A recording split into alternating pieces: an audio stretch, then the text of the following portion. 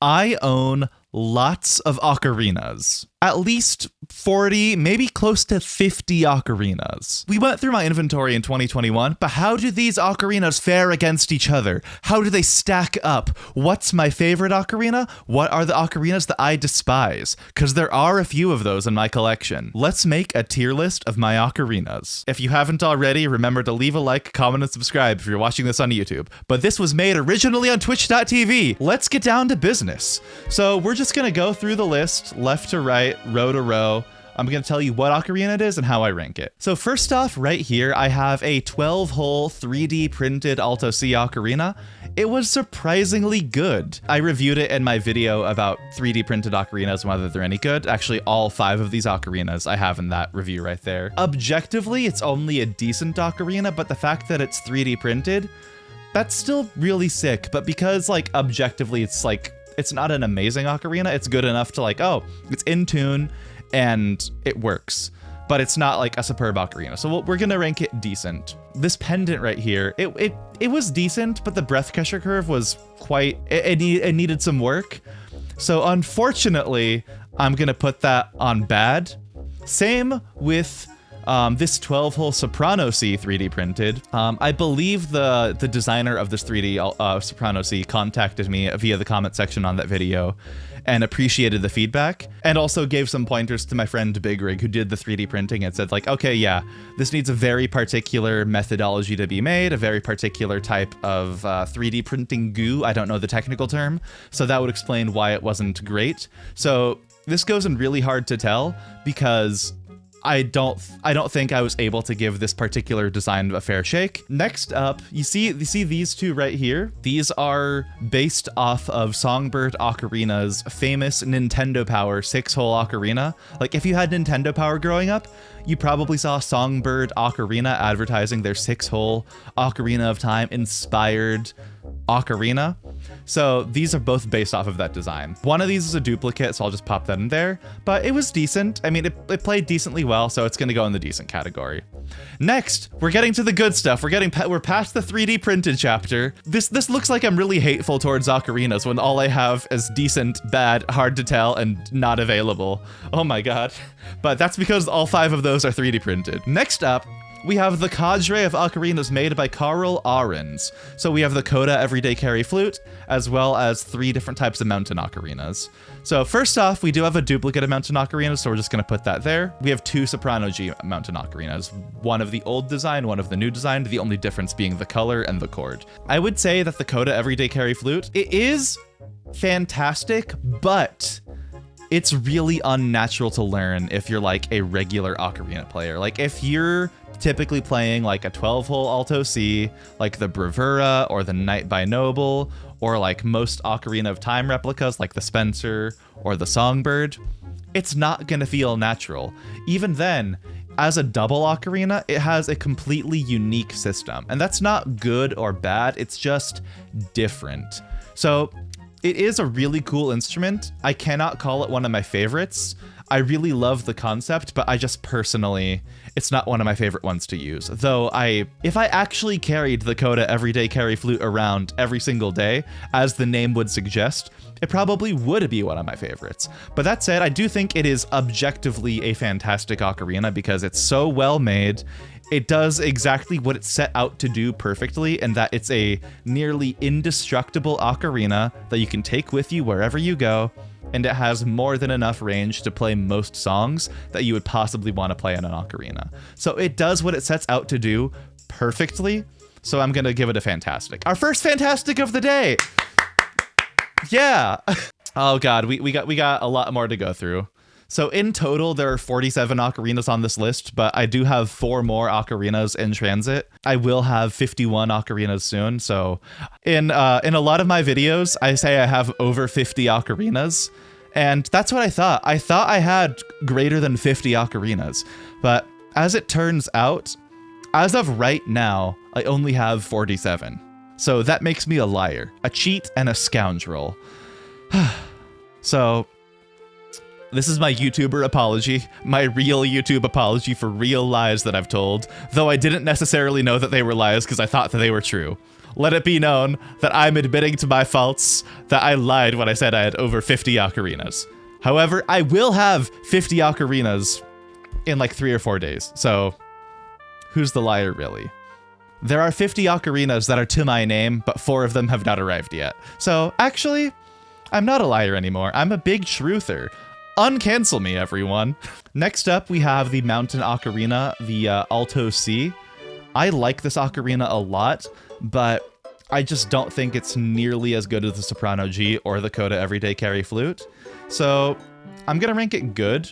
Also, one important note for the tier list, as we get farther along, the farther left on a tier it is, that means the higher ranked it is. So in the decent tier, the 12-hole 3D printed ocarina is ranked above the Songbird older Ocarina of Time replica 3D printed one. So it would be going from like right to left, lower to higher, then bottom to top, other than the really hard to tell and duplicates. Those are just placeholder tiers. So bad is the lowest tier. Really hard to tell is I don't know it well enough to really give a good explanation. And then obviously favorites are my favorites. So next, the Mountain Ocarina Soprano G. This is one of my all-time favorite ocarinas. Like this was the Mountain Ocarina Soprano G and Alto C duo, the polycarbonate ones. Those were like the 4th and 5th ocarinas that I got, period. Maybe the 3rd and 4th ocarinas that I got. And they're so nice. They have such unique, crisp, bright sounds. So that's going up there with fantastic. In fact, I'll put it above the Coda because I really like how the Mountain Ocarina sounds, particularly in Soprano G. Like, the polycarbonate material just really lends itself so well for the bright sound of how Mountain Ocarinas are built. And the bright sounds also really lend itself to the Soprano G range. Next, we have the ocarina that I use in Okabanda, the Claudio Colombo Bass G. This is one of my favorites. I don't even need to explain. Obviously, it's one of my favorites because it is the one I use in Okabanda. This ocarina is like my spiritual essence is tied to it. Every song that I've done with Okabanda, except for one, I've been on the Bass G. And the only reason I wasn't on the Bass G is because for some reason I didn't have the Bass G on me when we were doing that one. So this is like one of my favorite ocarinas. I only use it for Okabanda recordings. Like it's the bassier the ocarina, the more breath you need just to support the larger chamber. So I don't use it for just like when I'm jamming out an ocarina. I think Alto C is the best range for jamming out in terms of like just casual breath pressure, as well as Bass C if you just want the lower sound or to train your lungs a bit more. But this is my favorite ocarina for professional uses. Next, we have the Black Rose Alto C by Focalink, which I bought through Songbird. This ocarina is actually really, really good, especially considering the price. It is a ceramic Alto C that I got for like under $70, which you can get through Songbird using code ANDY10 for initial 10% off. Obviously, I really love my plastic Alto Cs like the Night by Noble and the Bravura and all that, but if I just want to play a single chamber Alto C, this is one of my go-tos. So this is also going in fantastic. Not necessarily favorite. It might inch its way up to favorites when I'm done with the list, but yeah. This is one of my favorite ocarinas, but I don't know if I would call it one of my absolute favorites. Next, we have the Bravura Alto C. If you watch my content, you know how much I like this ocarina, so it's going in fantastic, though I will rank it below the Coda because the Coda has a lot more utility. The Brio Soprano C by Songbird, or Focalink. But you can buy these through Songbird, but they're made by Focalink, if my memory serves me correctly. The Brio Soprano C, this is also like one of my favorite ocarinas to bring with me for travel. Like, if I'm playing outdoors, soprano ocarinas, their sound really resonates well outdoors because human ears are more naturally tuned to higher pitched noises. Like evolutionarily, humans are tuned to be able to hear babies crying. So the soprano ocarinas are more audible by human ears. So that makes them better for playing outdoors, better for playing at conventions if you want to be heard, and that also makes them really good lead ocarinas in ensemble performances. I'm gonna put the Brio at fantastic. Again, it is one of my favorites and I have gotten a lot of utility out of it, but actually, we're gonna rank it below the Mountain, but above the Coda, just because of my personal preference. This is hard. We're getting into sticky territory with my ocarinas. Okay. Next up, the double Soprano G from Songbird. This ocarina is really nice. Like, it's so nice. I don't play it very often, so I could not say it's one of my favorites, but I do think it is just a fantastically high quality ocarina. You get a lot of range in a very small body, and it just has a really nice sound. It's just a very solid ocarina. So I will rate it at fantastic. And you know, just in terms of raw quality, it's above the Mountain Ocarina, but in terms of like practicality of like, is this an ocarina that I regularly pick up? I will actually have to put it below the Brio, because even though it is a better sounding ocarina, a big factor that I'm thinking about is this an ocarina that I actually pick up? Okay, next up is a Straw Fire Soprano G, I believe from Songbird. It might be from Focalink purchased through Songbird, but I purchased it from Songbird Ocarina. Again, code Andy10 if you want to buy any Songbird Ocarinas, help support the channel, I get a 10% cut. I would rate this one fantastic because it does have a fantastic sound, but it has one glaring issue, at least for me personally, or at least with the model that I have. Whenever I play it for literally longer than 10 minutes straight, I have to empty the spit, like cover the fipple hole and blow really hard to get the spit out. And this is like a first world problem, but it's the only ocarina that I have where if I play it for 10 minutes, it stops making noise because spit is clogging the hole. So it might just be that the particular model that I have isn't perfect. So even though it does have a fantastic sound, the utility of like, I don't really enjoy playing this ocarina because I have to constantly empty the spit, that drops it down to good. Still above the Alto C Mountain. Next, this is going in the not applicable category. This is a little unique ocarina whistle made by Imperial City Ocarinas. Everyone from Okabanda got one of these as a little gift when we performed at the 2018 Ocarina Festival in Seattle. So I have it in here because it is an ocarina, but it's not one that's like practical or I could recommend. But it is an ocarina, so I count it in terms of technicalities. Next up, this is one of my very favorite ocarinas. This is going number one for now. That is the Imperial City Triple Bass Ocarina. This is just like probably one of my top 2 or 3 ocarinas, period. It's probably the ocarina that I jam on the most because bass ocarinas are a bit quieter and less like piercing than alto. Well, they're less piercing than sopranos and even alto ocarinas. So I really enjoy playing on my triple bass ocarina from Imperial City. It's like one of the ocarinas that I play most. It has an amazing sound. It's made of purple clay. It's super affordable. It has one of the best carrying cases of any ocarina I have. It's like super padded, so I never worry about it. Like if I put it in the carrying case and drop it from shoulder height, like 99% chance the ocarina is going to be fine. It's just a super solid ocarina. And if we're going with like the burger economics that I used in a previous video, this is like the In-N-Out burger of ocarinas in that it's super low price, but it is just like so high quality for that price. And yes, you probably could get a better triple bass C ocarina if you got like a super nice one from Focalink or Osawa or something like that. But that's going to cost you like $500 or more, whereas this is $150. So it's just absurd economics in terms of quality per dollar. And it has such just a really nice, pleasant sound. It's one of my favorite ocarinas to pick up and play. This is one of my absolute favorites, the Imperial City Triple Bass.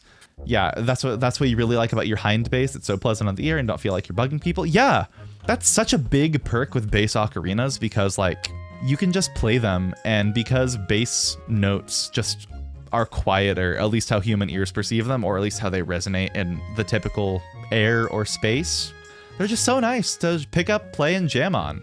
Like there have been many times when I've practiced songs on a bass ocarina to then later play on a soprano ocarina, because the bass ocarina would be so much less loud. And of course I need to adjust the breath pressure when I switch to soprano, but in terms of like getting the fingerings correct and building the hand muscle memory, bass ocarinas definitely serve it. Here is just my AirPods case for comparison. It is quite big, and here's a Night by Noble for comparison. I'll put one right on top. So it is rather heavy. The only drawback with this one is if I play it for like an extended period of time, that like my hands and wrists do get a little tired. Well, like my pinkies, especially for when I hold up the ocarina for high notes, that does get a little tired. It does literally take some muscle training to get used to playing it for extended periods of time. But once you have the muscle in your fingers and hands, it is quite nice. And I do have rather large hands, but I have like at least an extra half an inch or an inch of wiggle room with my fingers. So someone with smaller fingers could definitely play this. Next up, I have no idea who made this ocarina, but it's in my collection. One of my friends from high school bought this ocarina at a music store, and he then sold it to me because he was like, yeah, I don't know how to play ocarina.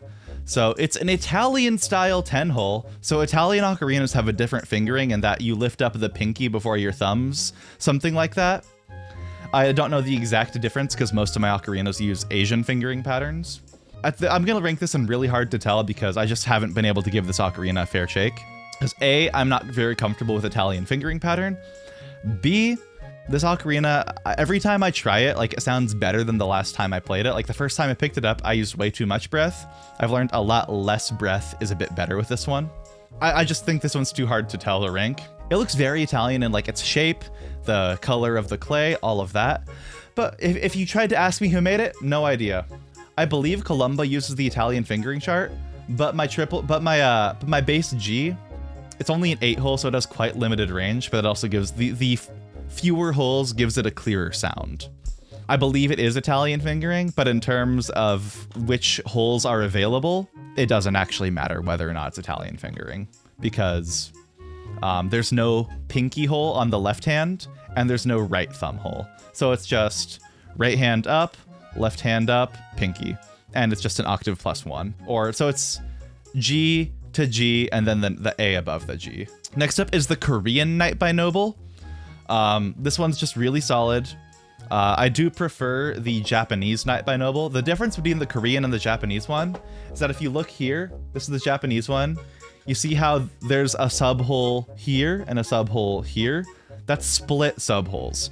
Whereas the Korean one has both the sub-holes on the right hand. So there's one sub-hole that would be here and another one here for your right hand. So it'd be like do, do, do, do, like that. And I don't like that. I don't like that at all. I don't like, I mean, that's not my muscle. It's not worse or better. It's just not my muscle memory. It's a really good ocarina, but it's just not my favorite. So I will rank it good because I have played the Korean one a lot more than I've played the Japanese one because I had the Korean one for a couple years before I bought the Japanese one. And the Korean one is the one that came with me on a bunch of trips. So I have many, many fond memories with this. In fact, no, this is going above the Bravura because of my memories with it. Yeah. But next we have the Japanese Knight by Noble.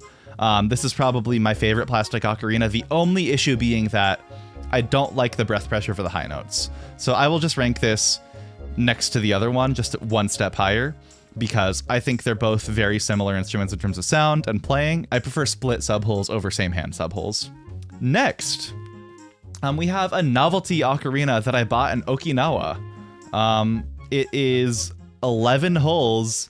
I don't know what key it's in. It's not particularly in tune, but it's cute and it gives me nice memories when I think of it and when I went to Okinawa. So it goes in bad.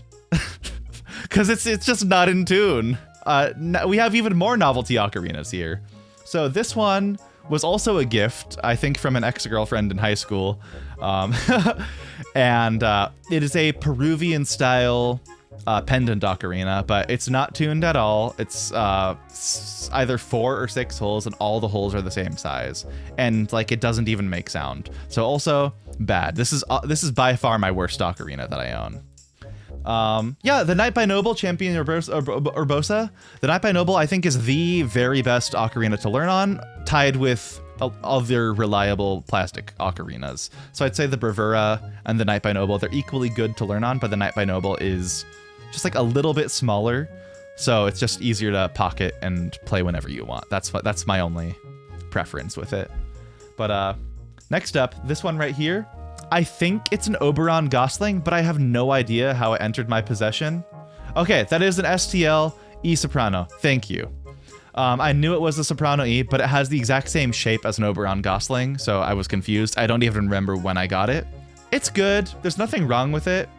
I just don't ever touch it. I don't really like soprano E as a range. It's a little too high. I think it's a little too high if I remember correctly, or I don't remember if it's a higher E or a lower E. But in any case, it exists. I would rank at the bottom of good because it's tricky and it makes you think it's an Oberon Gosling when it's not, when I still really want an Oberon Gosling. But next up, this is the Seed Pod Bass C by Songbird. I really like this one. I'm not a huge fan of pendant ocarinas, and it's really weird playing a gigantic bass pendant ocarina. But as bass ocarinas go, this one is really affordable and has a really good sound. And if you're thinking of how bass ocarinas are typically used in music, there's not too much quick fingering happening. So you could feasibly just use this as your bass ocarina if you're using like a septet or playing multiple parts recording by yourself. So I'll put this at the bottom of fantastic. Next, we have the Songbird Double Ocarina of Time. This one's really cool in concept, but I have a few problems with it. First, there's too many freaking holes. Like, there are tone holes right next to finger holes on the second chamber, and the ergonomics are not great because they make it a very smooth face to look more like the Ocarina of Time. It's really hard to like smoothly switch between chambers with your fingering. It has really nice sound. It's a really pretty design, but gosh golly gee willikers, the ergonomics are wonky. I don't like how it switches between chambers. So it's getting a good, but it's like, it could have been fantastic if the ergonomics and the actual playability were a bit better. But right next up, this is the Baby Dragontooth Soprano G pendant from Songbird. I think it's perfectly fine. It has a really nice aesthetic. It sounds really nice. I'm not a gigantic fan of pendants, but it's very nice. So we'll put it right here above the STL fake Gosling. However, one pendant that I do really like because I used to wear it all the time. This is the Songbird Soprano B flat. This particular model they don't make in B flat anymore, if I remember correctly. In fact, this is like the same body as the Triforce B flat, but it's a different design. So this Cocopelli one, it's in B flat, but they don't make it in B flat anymore. That's the gist of it. But I'll put it as a duplicate because the Ocarina of Time replica, or the Triforce pendant right here, is the same ocarina on the inside. But I wear these ocarinas all the time because they have really nice tone. They're sopranos, but they're really not that loud, which is something I really appreciate. And they're just tiny, easy to wear, not an obnoxious range, can bring them wherever, and have music wherever you go. So this actually gets to go up in favorites. Nice. Okay, so next up we have the Songbird Muse in E flat. This one was at one point the bassiest ocarina that I had, even though it's just an alto E flat, or I guess a bass E flat. I'm not sure which you would refer to it as. But in any case, it's the E flat below alto C and above bass C. It is just really nice. It's not one of my favorites because it's only a 10 hole, and the weird face on it is kind of disturbing. But I think it's a very good ocarina. It has an amazing sound. So I'll put this at the bottom of fantastic. Actually, I'll put it above the Seed Pod because I do enjoy playing the Muse more than I enjoy playing the Seed Pod. Okay, now I'm gonna get a little controversial here. The Songbird Ocarina of Time. So the one that I have is was one of the limited edition drops they had, which is I think in like a pearl tone or something. So that's why it's extra shiny instead of like a more matte blue that you'd expect from like the double Ocarina of Time right here. It has a really good sound, but it has really low breath pressure, and I don't like ocarinas with super low breath pressure. I used to think I was like, yes, high breath pressure all the time, but now I realize I'm more of a medium breath pressure Charlie, or medium breath pressure Mike. That's me right now. I do think it's a very pretty ocarina. I think it's one of the best bang for buck Ocarina of Time replicas in terms of aesthetic, to price, to sound, the best balance of all those three things. It's just not my favorite ocarina to play. So it's going here on good. Actually, no, it's going at the top of decent. I'm gonna be controversial. Yeah, I'm a baddie right now. And that's not to say it's a bad instrument. This is my preferences, not necessarily an objective statement on the quality of an ocarina. So on one hand, I do factor in things like the actual quality and the price and all that. But the most determining factor for my placements is whether it's like one of my favorites. And I will recommend the Soprano Ocarina of Time for more people than I would the STL Ocarina of Time, simply because of the aesthetic. It is so much prettier, but I do, weirdly enough, enjoy playing the STL Ocarina of Time a little bit more than I enjoy playing the Songbird Ocarina of Time, and I never thought I would say that. So we're just gonna skip to the STL and put it right there. I feel like a traitor, but I do think the Songbird Ocarina of Time is, like, by far, for most people, the best one, just not the best for me. Speaking of Ocarinas of Time by Songbird, the plastic pseudo-pendant 7-hole Ocarina of Time. It's really cool. If you want an ocarina that looks like the Ocarina of Time from the game, has all the right hole orientation, but is still playable, more power to you. I don't really like playing it. It's really cool for what it is, and it does what it is. And for what it is, it fulfills its purpose very well. But it's, again, this one's just not for me. I'm very specific with my Zelda replicas, and Spencer has stolen my heart. So this one is also going into the decent area. Oh my god. It looks like I'm trashing on Ocarina of Time replicas, but I'm not. I just, like, Spencer's ruined me. Speaking of things that have ruined me, my absolute favorite ocarina is the Songbird Triple Harmony. Songbird, if you're watching this, I am still in your good graces, right? The Songbird Triple Harmony is literally the ocarina that I play the most. It has such a sweet tone. It's so the switching between chambers feels so natural. The breath pressure curve between chambers is so perfectly tuned. Playing notes simultaneously is so easy.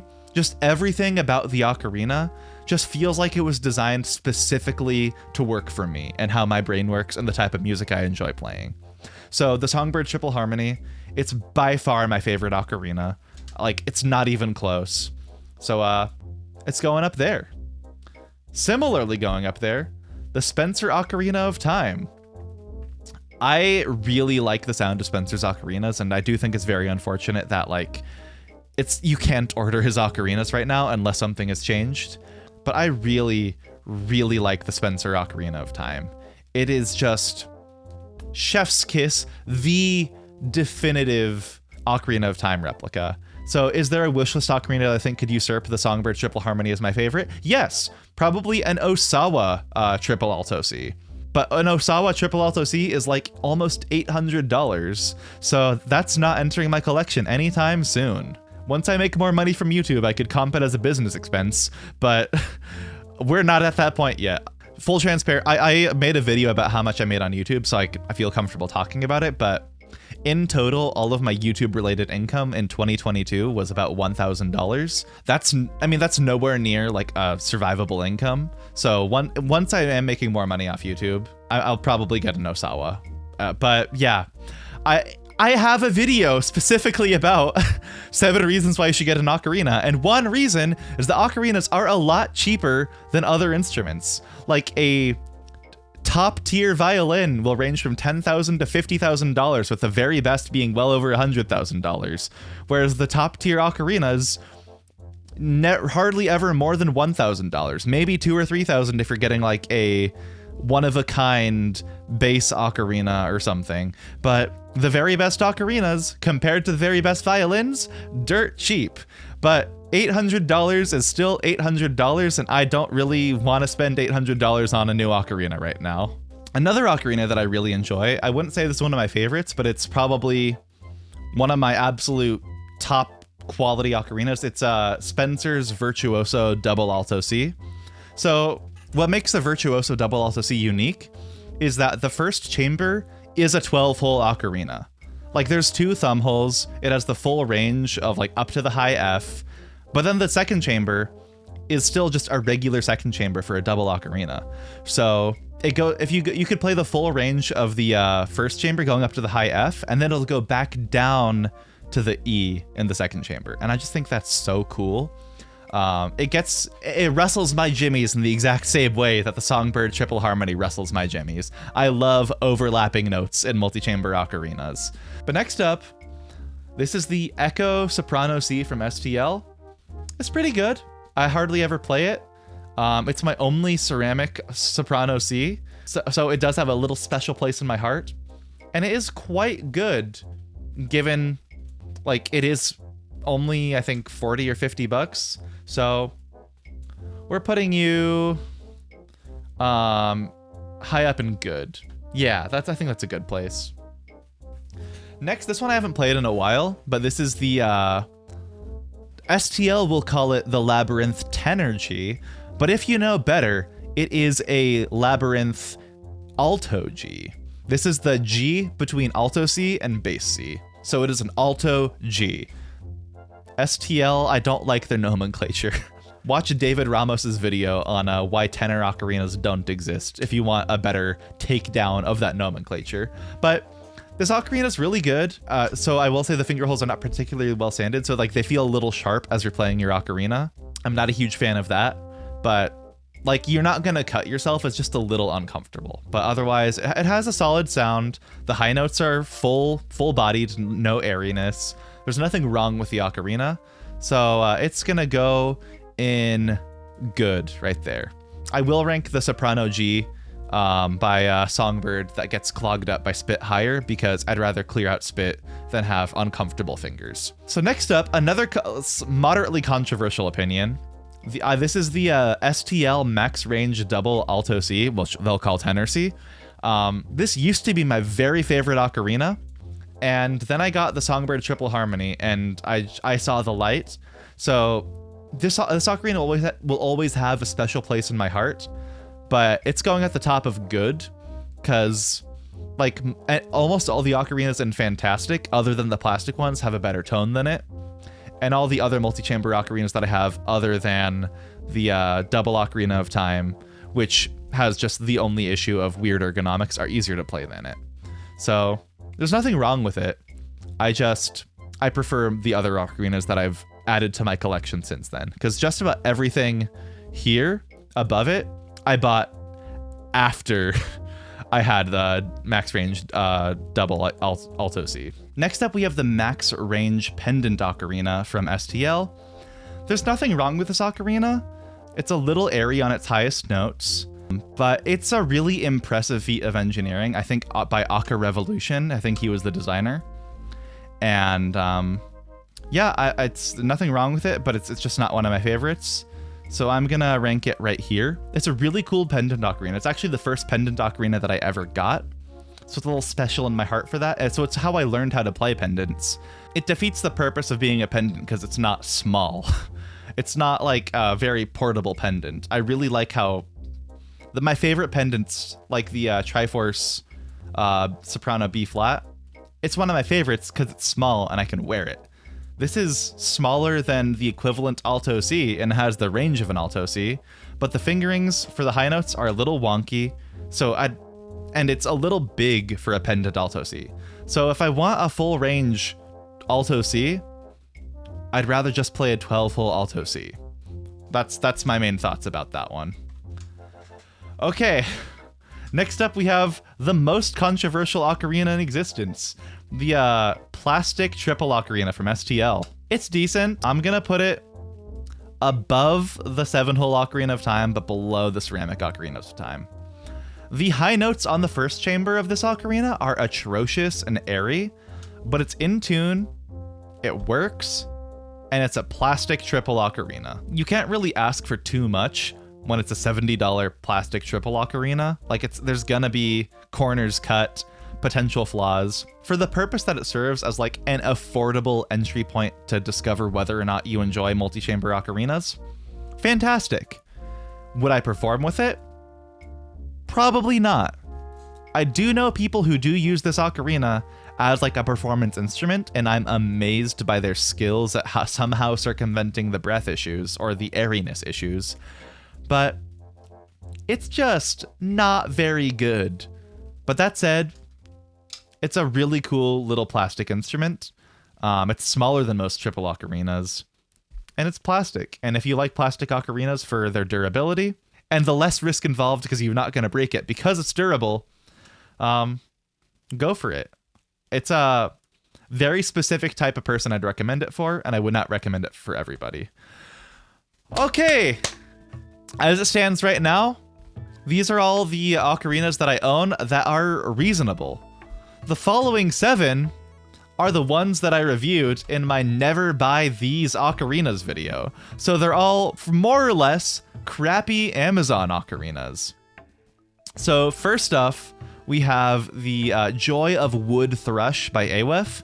This one was actually decent, so I'm gonna put it above the 3D printed 12-hole. Next is the 12-hole Dragon Tooth from Ocarina Wind. Bad. It goes above the Okinawa one because this one actually is mostly in tune. It just has really horrible breath pressure. Next is an Ocarina of Crap from Ocarina Wind. This goes at the very bottom. It is more in tune than the other Ocarina of Crap that I purchased in 2020, but it's so bad. And I just really need to make the political stance that cheap Ocarina of Time replicas on Amazon are not worth your time, attention, or most importantly, money. So even if, yes, the Peruvian style pendant is in worse tune. Yes, the Okinawan one is also in worse tune. But this is a statement. So this is the Ocarina Wind Ocarina of Time replica. It was like 20 bucks.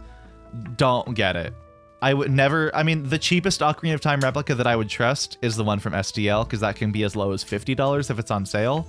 And it's in tune. It's a perfectly decent instrument. There's nothing wrong with it. The high notes are a tiny bit airy on it, but it boils my blood that so many people buy these ocarinas of crap, and then it causes them to get a distorted image of the ocarina, thinking that they're just like a kiddie instrument that cannot be played seriously, that's not worth investing their time and energy into learning.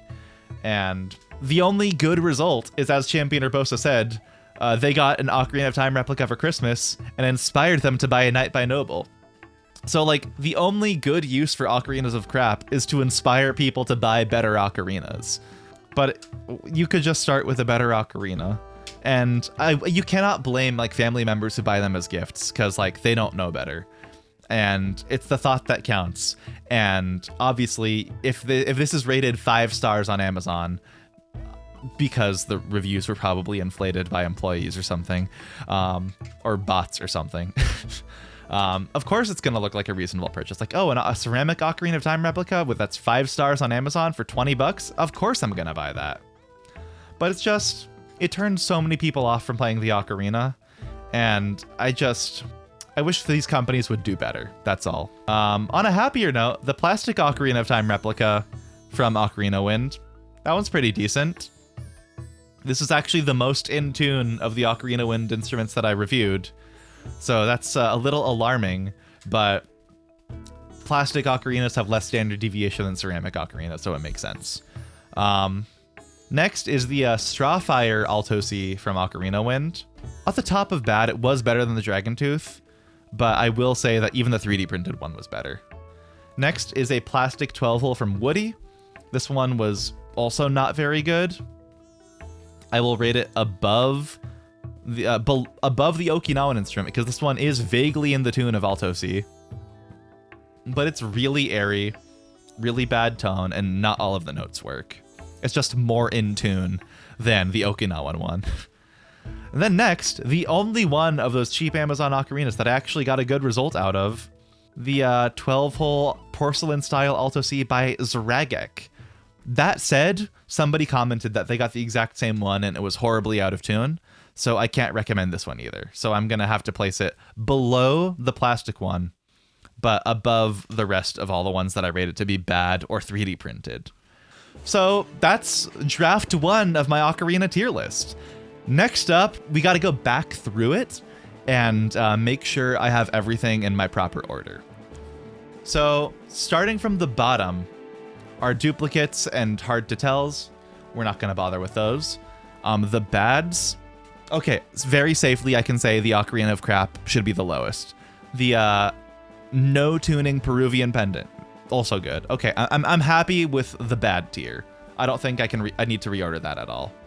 The decent tier, you know, I'm gonna move the Songbird one above decent, because like, as well as the STL Ocarina of Time. Like they don't deserve to be in the same tier as the 3D printed ones or any of the crappy Amazon ones that were just less crappy that I got. They're moving up to good. In fact, they're moving up above the Alto C from Mountain Ocarinas, because I do really enjoy playing Ocarina of Time replicas. It's just that I like the Spencer one so much more. And it just, when I have the Spencer as a reference point, it just makes the other ones look so much worse, even though there's nothing wrong with either of these two. The Labyrinth, I actually will place that lower than either of these Ocarina of Time replicas. Then there's the Songbird Soprano G, the STL Echo Soprano C, Max Range Pendant, Double Ocarina of Time, and Max Range Double. Okay, yeah, I think I like good. The only changes I might make is something might jump up to Fantastic, and something from Fantastic might jump down to good. And maybe I'll get a couple favorites out of the Fantastic tier. Then in the Fantastic here, at the bottom is the Seed Pod Bass C. I like that there. The Muse E flat, the Bravura, the Knights by Noble, the Korean and the Japanese, the Coda, the Double Soprano G, the Brio, the Mountain Ocarina Soprano G, the Black Rose Alto C by Folklink, and the Spencer Virtuoso. Honestly, I don't think I'd want to change anything out in this order, but I honestly might move up the Knight by Noble to favorites. I can't justify putting the Knight by Noble in the same tier as like my Songbird Harmony or my Imperial City Triple, but that said, the Knight by Noble is the Ocarina I take when I travel. Like, I have probably spent more time playing the Knight by Noble than any other Ocarina in my collection, because it's the one that I actually take with me. And in the photography scene, they say, the best camera is the one that you use. That meaning like, yes, I'm on a nice interchangeable lens camera for my studio, but if I'm going out, I don't want like a big heavy camera. I'd rather have like a much smaller vlogging boy right here. So if you're going by the idea of the best camera is the camera that you use, the best ocarina is the ocarina that you play. And I play the crap out of my Knight by Noble. I'm moving Knight by Noble up to favorite, just because it is indeed the ocarina that I carry around with me. And it would be disingenuous of me to constantly recommend the Knight by Noble and not say it's one of my favorites. So, Knight by Noble moved up to favorite, but otherwise I like the Fantastic tier. And my favorites tier, Songbird Triple Harmony, that's obviously my very favorite. I've said multiple times, it is a cut high and above everything else. Imperial City Triple Bass, again, one of my favorites. The Clackle Bass G, I use that in Okabanda, obviously my favorite. I'm a nerd, I'm a gamer. The Spencer Ocarina of Time replica, also one of my favorites. It's my favorite Ocarina of Time replica. It is very expensive, but I got a steep discount from Spencer on that. Thank you, Spencer. And then the Triforce Pendant. Again, I am a nerd, I am a gamer, and I like wearing my ocarinas. And this one's very small. I can wear it as like a necklace. No one notices, and I get to bring music with it wherever I go. And on the note of bringing music wherever I go, the Knight by Noble.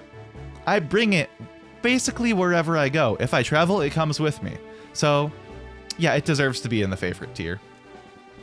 So, there we have it. My completed Ocarina tier list. We got 6 favorites. Honestly, if I could only have 6 ocarinas, these would probably be the 6 that I would choose. That's really saying something. I mean, that said, if I could only have 6 ocarinas, I might swap like the Triforce pendant for something in the Fantastic tier that I really like the Spencer Virtuoso double. But I have the Harmony triple up here. I fill all of my musical needs with these ones. These are my ocarinas ranked. I love the ocarina. I have so many ocarinas. I'm about to have more than 50 ocarinas. By the time this video is out, I will have more than 50 ocarinas. And that's a collection. I thought I was a crazy ocarina hoarder when I had like 12 of them.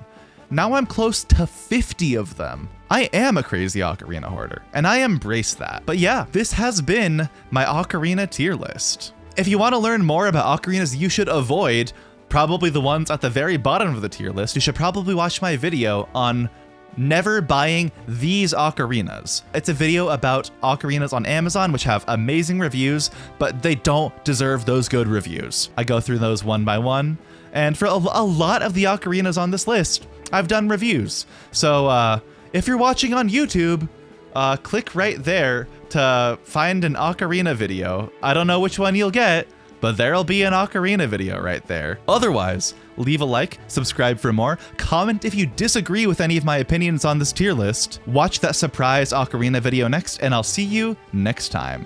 Happy tootin'!